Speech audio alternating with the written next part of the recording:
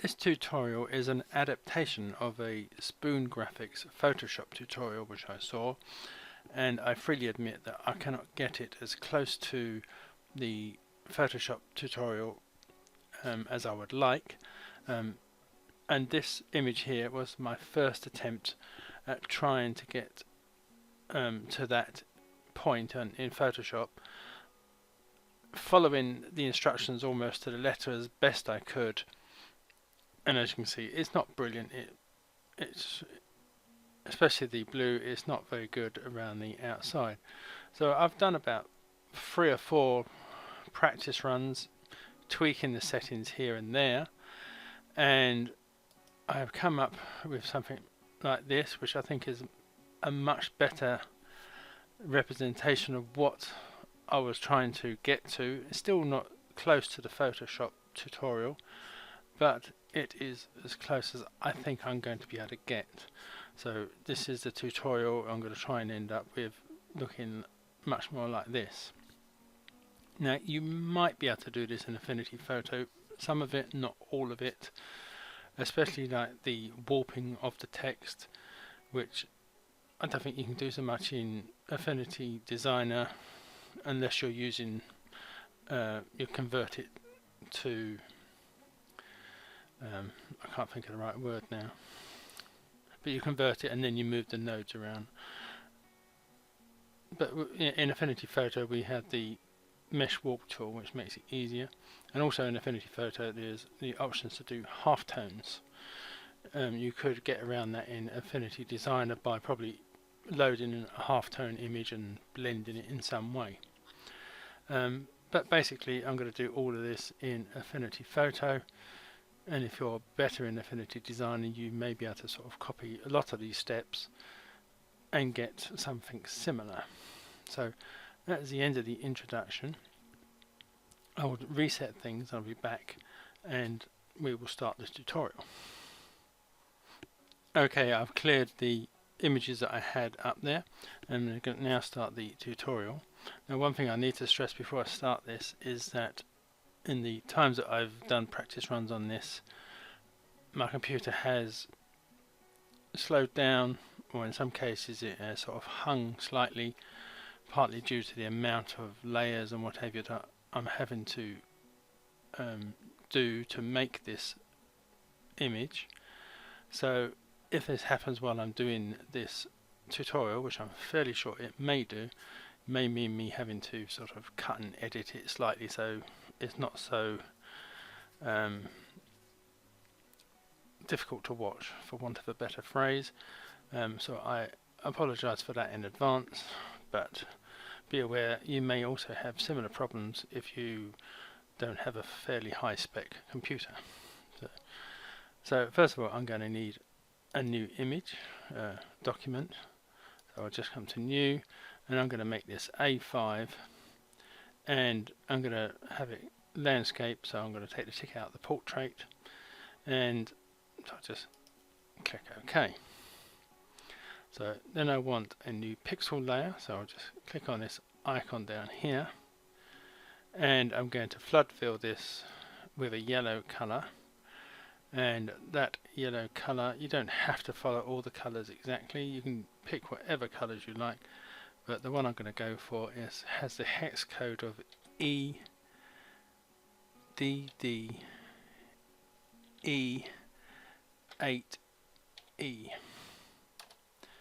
and then I'll just click in there and give me that yellow colour. Like I said, a lot of these settings are from the Spoon Graphics video that I'm adapting, and you really don't have to stick to these colours, you can pick whatever colours or settings that you want. So next I come to the artistic text, click on the A, and I'm going to change the fill colour, and I'm going to pick 50% grey, so I'm going to come to the swatches and just click on the 50% grey option. And I'm just going to draw out a rough size that I want, and I'm going to type super, all in capitals, and then I'm just going to highlight that text. I click on one end and drag it across, and I'm going to pick the font that I want. Now for this we want a sort of a nice big chunky text, and the one I'm going to use is called Canson Heavy SF.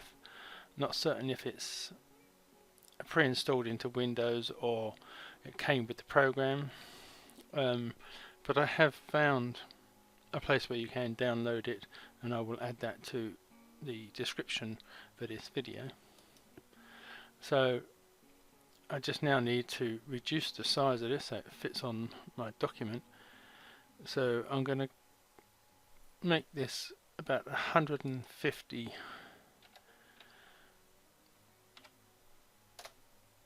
points in size, and let me just click here to get rid of this highlighting. I'm then going to do another one, and this time call it Hero, again all in capitals, and then just highlight that one, make this 150 in size.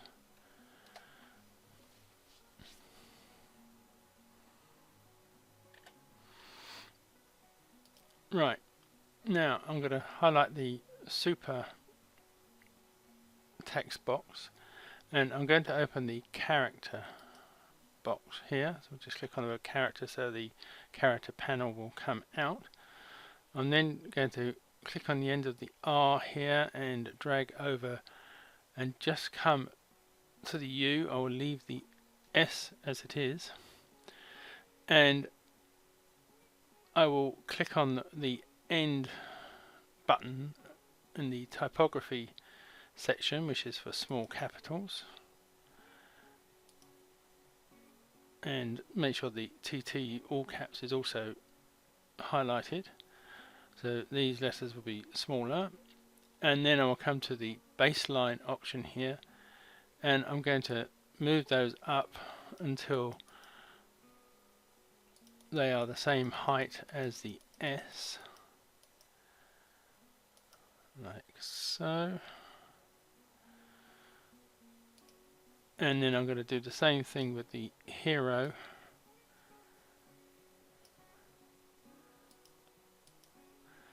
Make them capitals and smaller, and then move them up to be the same height as the H. Yes, happy with that.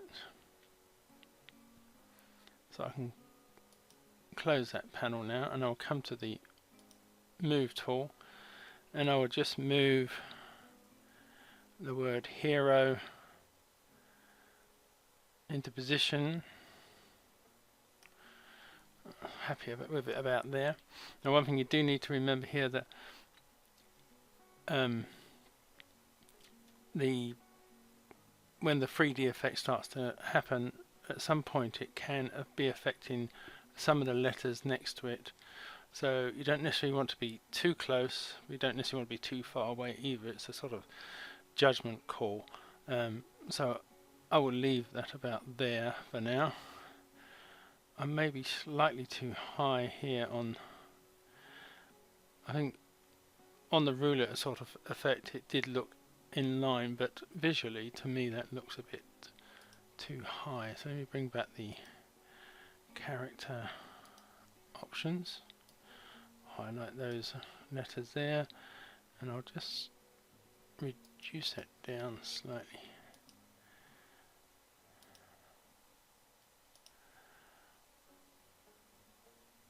Yeah, I think that looks a bit better, a bit more in line.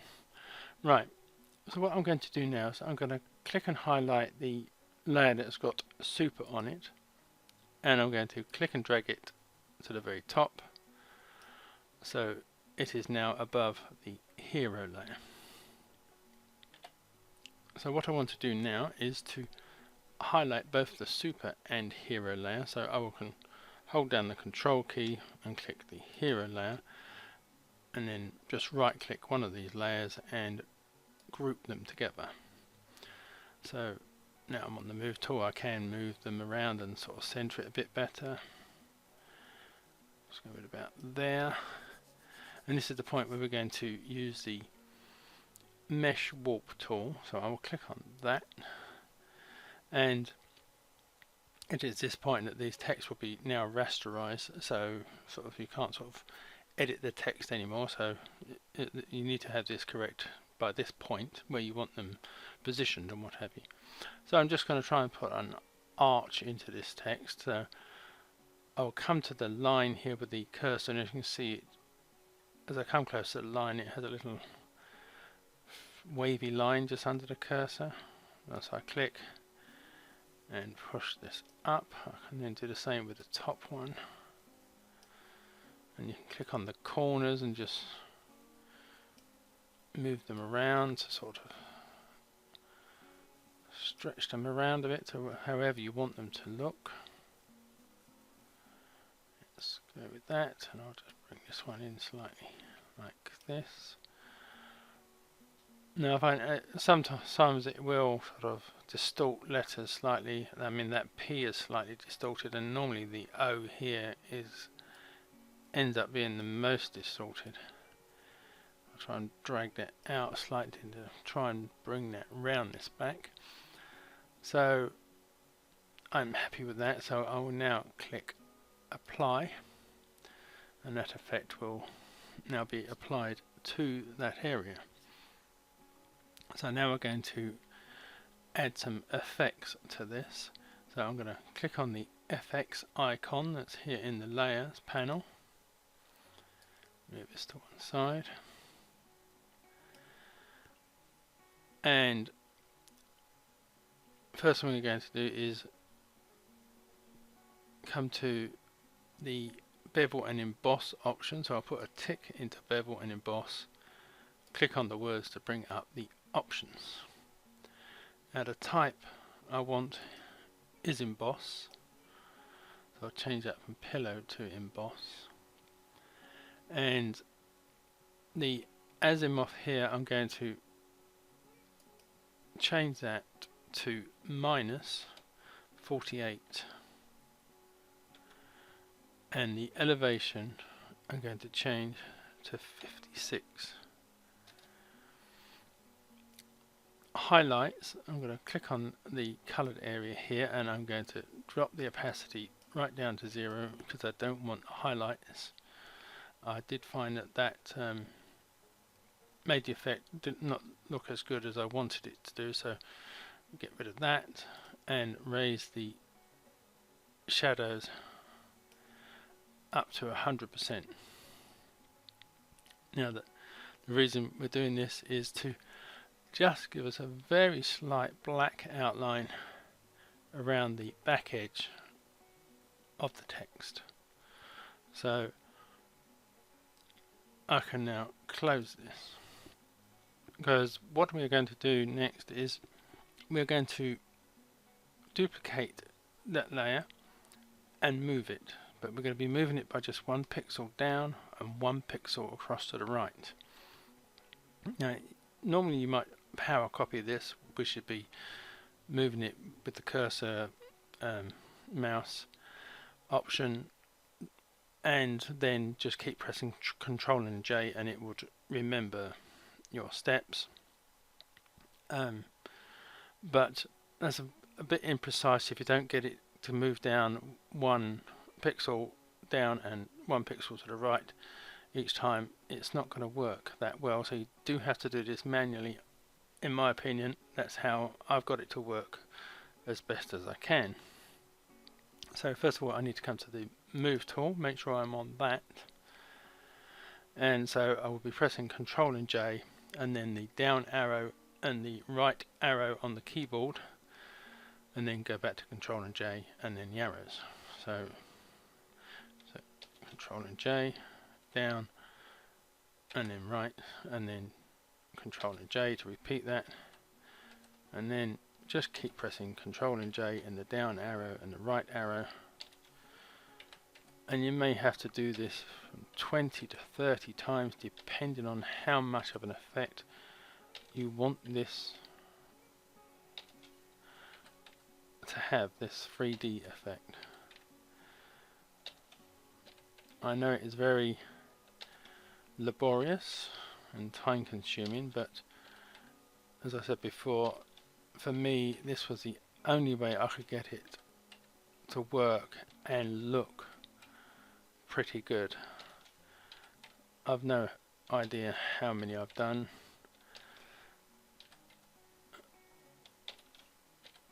but I'll just keep going. I'll just stop there for a little while, because as you can see, my computer's taking a bit of a while to catch up with how many I've done. But as you can see, like maybe that P there is just starting to encroach on the E, but it's not affecting it too badly at the moment, so I will carry on and do a few more.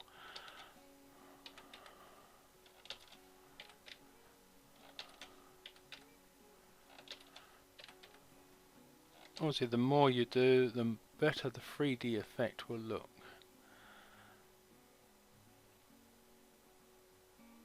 Right, I think I'll do about 5 more and leave it at that.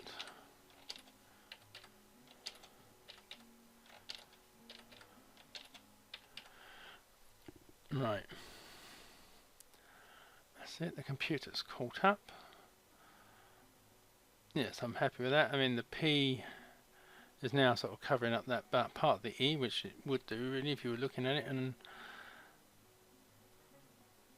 yes, I'm quite happy with that. I will leave the 3D effect at that point now. Right, what we need to do now is drag this down to the bottom part of the layer stack and click and highlight the bottom text layer, come to the top and hold down the shift key and click and highlight not the very top one but the one underneath it, so it will then highlight all of those in between those two layers we've just selected, and then I'll right click and group all those layers together. So the top layer has the grey bit that we want, and the grouped layers will have the black 3D effect area that we will want to use separately. So still with this group selected, we're going to add some effects to this. So I'm going to click on the effects button, and the first colour thing we're going to do is change the colour. So I'm going to put a tick into colour overlay, click on the title to get the options, and I'm going to change the colour. Now again, like I said before, you can use whichever colours that you want, but I'm going to stick with the colours that were in the Spoon Graphics tutorial. So that the hex code for that was 5989F6, which would be this blue colour. Just wait for the computer to catch up with that. And then we're going to add 3D effects. I'm going to put a tick into 3D, click on the word 3D to get the options, and I'm going to make the radius 45 and shininess I'm going to make 35.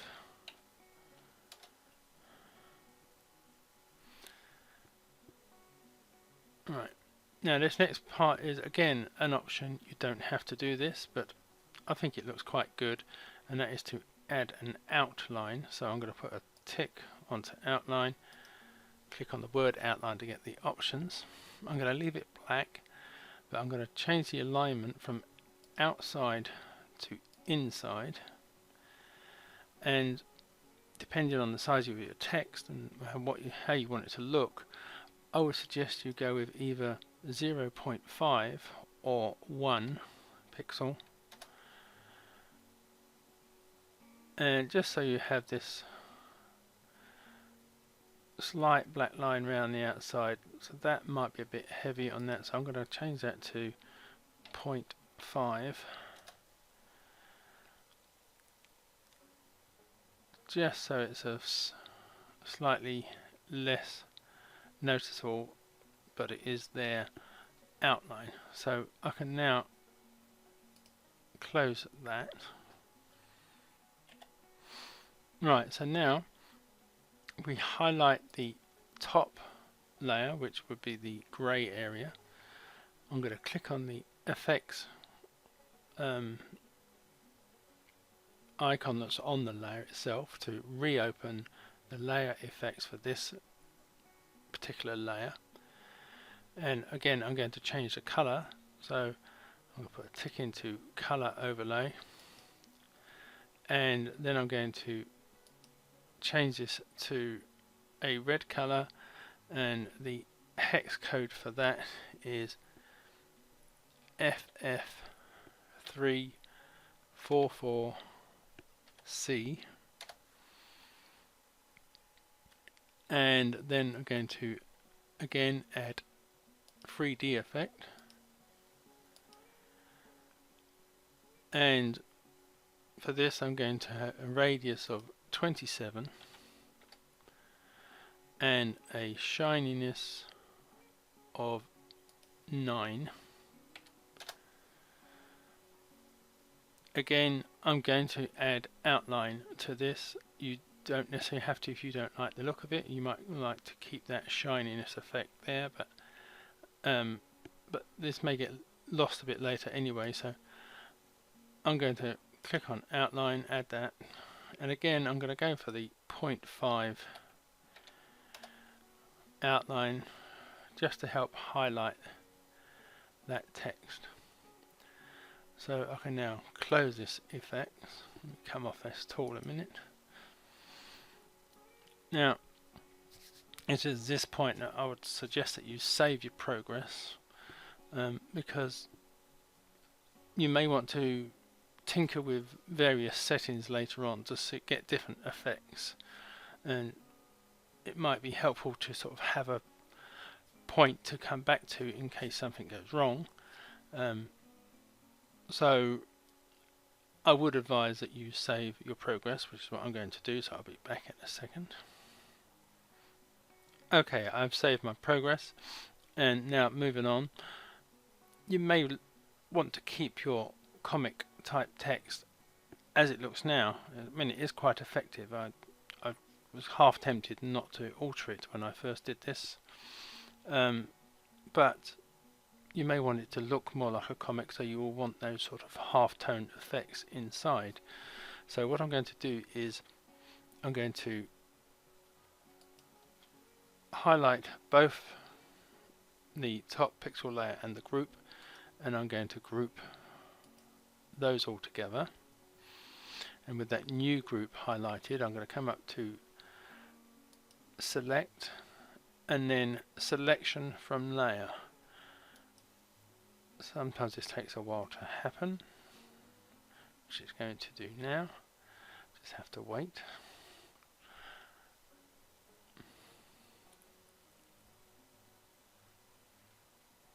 Here we go.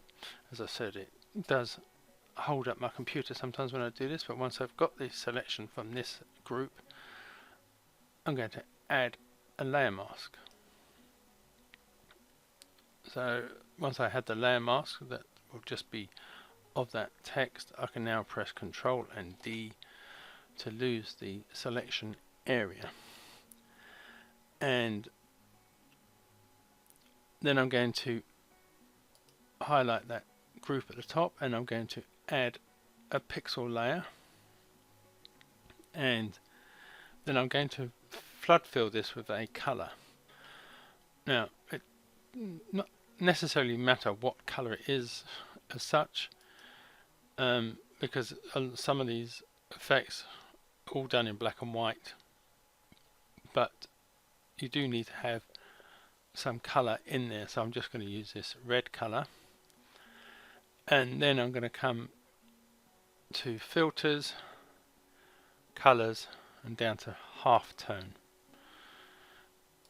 Now it starts off by default with dots, or you can have straight lines, or you can have a circular effect, And the last one is color. In this particular point it has no effect on this particular level, but I'm going to stick with the dots for the effect that I want, and I'm just going to reduce the cell size so there's a lot more dots, and then click apply, and then I'm going to click and drag this layer down into this group. And just wait for it to catch up. There we go. It's now caught up with what I've done, and as you can see the layer is still highlighted, but now I'm going to change to blend mode. And there are, you can virtually every blend mode that you can pick will have a totally different effect. So again, it's your personal choice. I personally went with subtract and then lowered the opacity of this down to 14-15%, just so there's a slight effect of the dots in the text, and I can still see that sort of shiny effect on the red, which I quite liked. So that is the text part, the main text part of this completed. You may want to sort of just leave it at that, but I'm going to look at various options now of putting effects into the background. Let me come off this tool a second. Now I've got 3 different ways you can add a halftone effect to the background. So I will be sort of showing you one effect, hiding that, and then showing you the next one. So it's just a case of picking the version that you like. So the first one is I'm going to come down and I'm going to click and highlight the plain yellow background, and again I'm going to come up to filters, colors, halftone. Now on this one, again you can have the lines, the dots, the circular, but again it's all sort of black and white. If I come to the color option, this is where you can get a colored effect, and you also get to be able to move this grey component replacement and under color removal. But if I just ramp up the grey color component, it should add some black dots into this as well. So that is one option for getting various halftones effects into the background. But let me just cancel that, so we should go back to our plain yellow. What you could do also, like version 2, is to add a pixel layer above this yellow background and then flood fill that with a color, but I will stick with the red that I've got selected.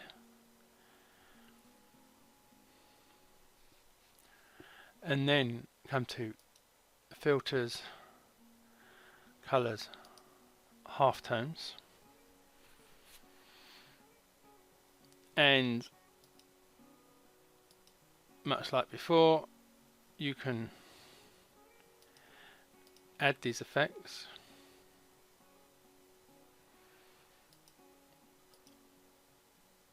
And at this point the color option really has no vast effect. So I'm going to come to the circular one, and I'm just going to just move that down a bit so the circles are a bit more closer together. I'm going to apply that, and then I'm going to change the blend mode. Now if I go with vivid light and I lower the opacity slightly, we should now be having the yellow bottom layer having an effect with the halftone layer that I have just added. So that is a second way of adding a halftone effect, by adding a layer here. But let me just delete that one. So that is, we'll go back to our start one. Okay, moving on to the last way of adding a halftone effect to the background. Let me just close that group down, highlight the layer, and then I'm going to add a pixel layer, and I'm going to flood fill this with the same red that I've used before. I'm then going to click on and highlight just the mask from this particular group, and I'm going to right click that and do copy, and then going to highlight the top layer again, and then I'm going to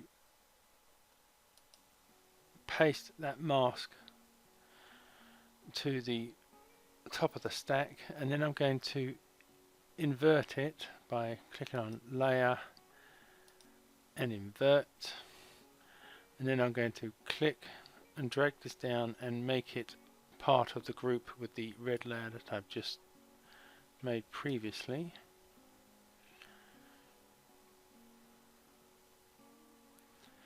And then click on the group to highlight it. So what I'm going to do next is I'm going to, before I add the halftone effect, I'm going to change the blend mode of this pixel group, and I personally find the one that I like is contrast negate, and I'm just going to lower the opacity down for now to about 50%, and then I'm going to add the halftone effect, and you can see we've got the dots here, which is quite a good effect, the lines, the circles, and the colour has no effect at this point either, so I quite like that dot effect. So I'll just maybe reduce the cell size to about there and click apply, and so that is really sort of the last way of adding a halftone effect to the background. So that just leaves you to save and export the image, or you could then add a sort of a superhero image that you may have one prepared or off the internet. Now I do have one which I've been using for my samples. It's an Affinity design project which I did quite a long time ago, but it will open in photo, and it's of this Captain America shield, which I followed a Photoshop tutorial to do this, but what I'm going to do is I'm just going to highlight that group, copy it, and then paste it